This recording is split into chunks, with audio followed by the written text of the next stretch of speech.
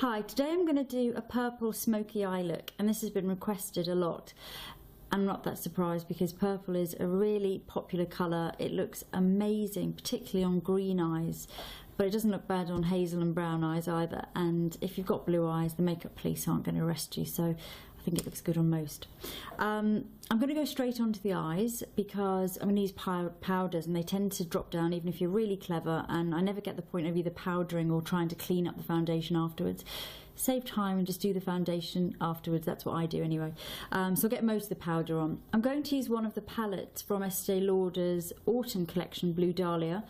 This collection's been designed by Tom Peschier, and Tom and I shared an agency in Paris together years ago, and I've met him several times, and he is absolutely so lovely, and he's done a brilliant job, and it's a great collection. I'm not going to use the blue palette because that's the one in the advertising, and Tom has done an awesome job on that. It looks great.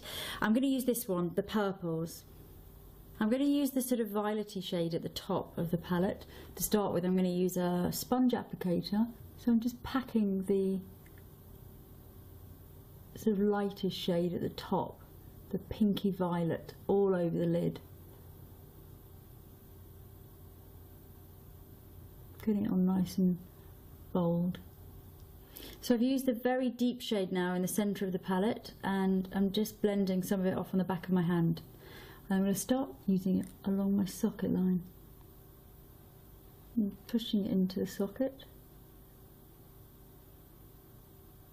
I'm going to take it about 2/3 of the way along. I'm not going to go too dark into here just because it doesn't suit me particularly. It kind of makes my eyes look too close together, so if your eyes are very close together, avoid kind of really shading in here.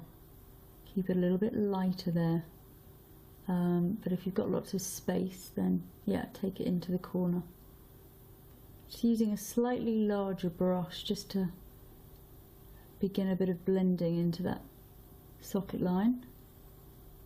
And now I'm just going to build up the intensity a little bit more. Really pushing it into the socket to create some depth. So next I'm going to use this Deep Plum pencil by Pixie. And I'm going to use it to, it's really soft, so I'm going to use it to go along the lash line. And then I'm just going to dot it along underneath. Really pushing it into the lashes, and a touch on the waterline as well.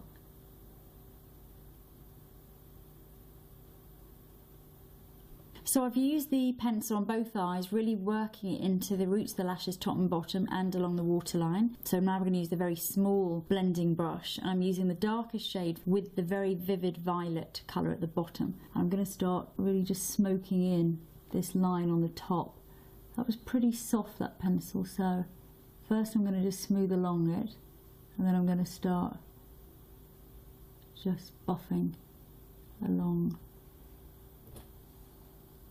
And the same underneath, breaking down that pencil and adding the violety shade. I'm just going to add a touch more of the violet, and into the inner corner there. It's quite nice and vivid, that colour, nice and bright. So I've finished putting all the colours on the eyes. I haven't quite finished blending them in and just smoking them up. I'll do a little bit more of that. Before we do anything, I'm just going to put a tiny bit of Bioderma on a cotton and just clean up underneath, because although it looks like there's nothing there, I always find that when you do your foundation, it always looks a little bit grubby.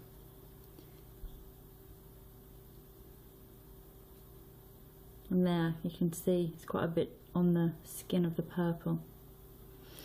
Right, I'm just going to patch up my primer very quickly and move on to base. I'm going to use the Makeup Forever HD foundation, which I had on in the anti-aging tips video, and lots of people left comments saying that they find it really hard to use and it can look heavy and it doesn't work on dry skin and blah blah blah. So my thoughts on that are, A lot of the Makeup Forever products are a bit like, the analogy I would use is when you say about people's hair, she's got fine hair but there's a lot of it. And their pigments are very, very fine, which is why this foundation is good, but there's a lot of them. So they're very intense. It's like the HD blush as well. I mean, in a way, you never need a full pump of any of these products because they're so intense and they're so sort of tightly packed. The best way to use them is to use a lot less than you think, which is great because they last forever. But also, Makeup Forever lasts forever. But also, you have to sort of think about how you apply it. Like if you've got very dry, flaky skin, I wouldn't apply it with a sort of buffing action with a foundation brush because it tends to act as an exfoliator and start to sort of take the skin off. If you have got dry skin, I think this is better applied with a damp sponge is good, or you can use a damp foundation brush, but really think about a little bit goes a long way. And if you get it thin enough, it's just lovely and fine and looks great on the skin. I'm going to use this, which is Clinique's Moisture Surge face spray, which I use a lot in my kit just for spraying brushes and spraying faces. It's basically water. You can use water if you want, but it has a little bit of moisture, a little bit of slip in it, and it'll work well with this foundation because it's a silicone and water formulation anyway, so it's going to go well. So I'm going to put probably half a pump, if that, on the back of my hand and just work it into the brush, into the slightly damp brush.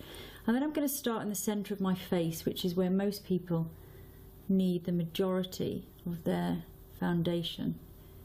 And then I'll sort of thin it out a lot more. And you just need to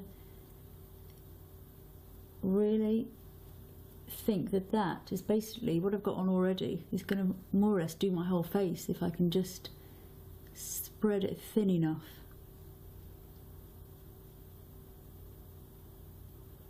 So just really work it in.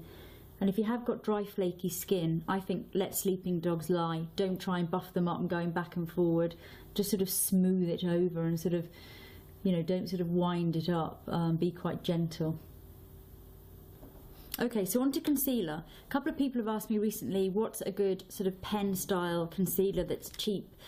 Or cheaper than the Clinique one that I often use, and the one I think is quite good is this Revlon Colour Stay. I'm going to use this one. It's in Fair and it's got a little bit of a spongy applicator, so I think in a way you sort of still need a brush because it's not so easy to apply, or you can use your fingers, but the applicator is not great, but the product itself is really, really good and it's long lasting.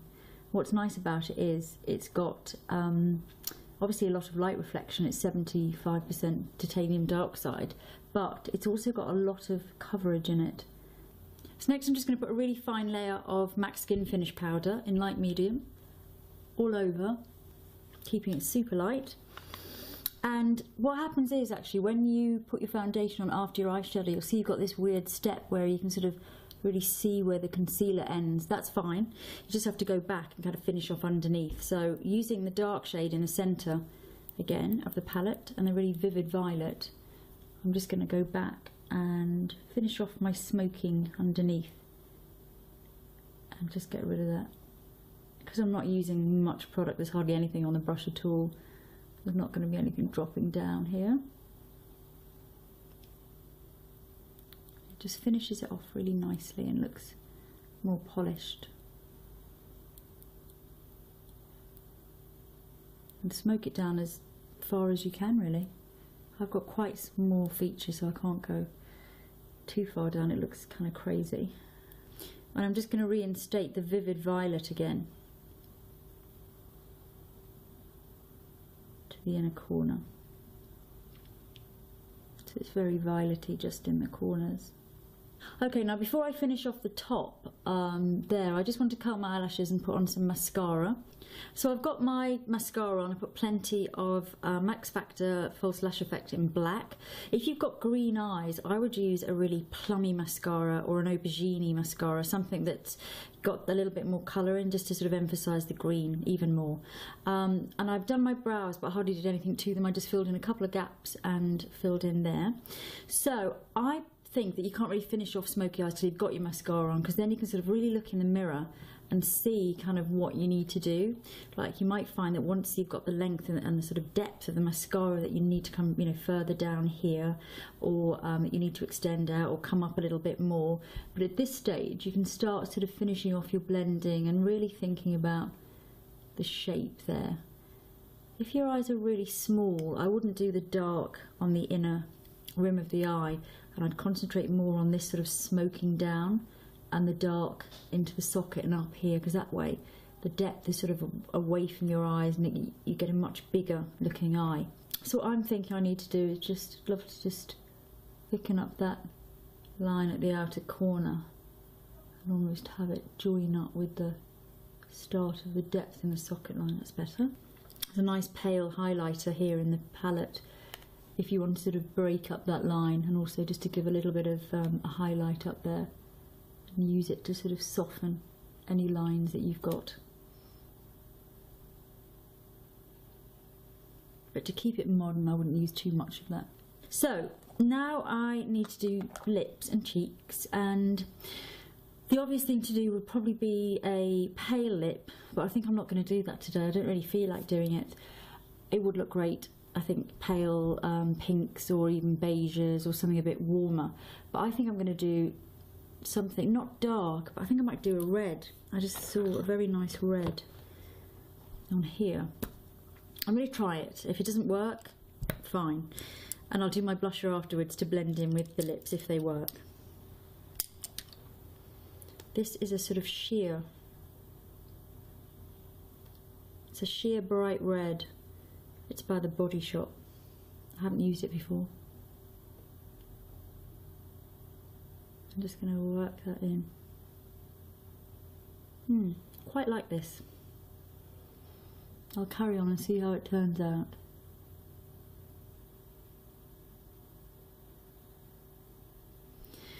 Well, this is, I think, the technical word for it turned into a bit of a number. But I quite like it. I love this red. I'm just going to blot it. I think it's blotted and taken down. I think we can officially say now this is turning into an evening look, a nighttime look. Now I need exactly the right shade of blusher just to pull this all together. I need something that's got a bit of red in it, something that's quite warm, something that's going to fit in with the purple. So I'm just going to have a look. So I found this Bourjois blusher. It's Rose Amber, and I think it's going to be it's going to work really well because it picks up a little bit of the lip colour, but also it works really well with the eyes, and it's going to look good on my skin. So to finish off,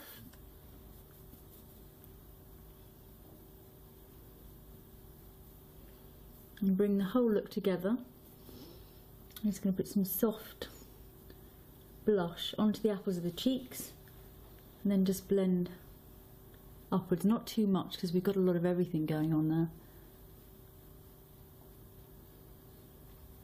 Just keep it nice and soft.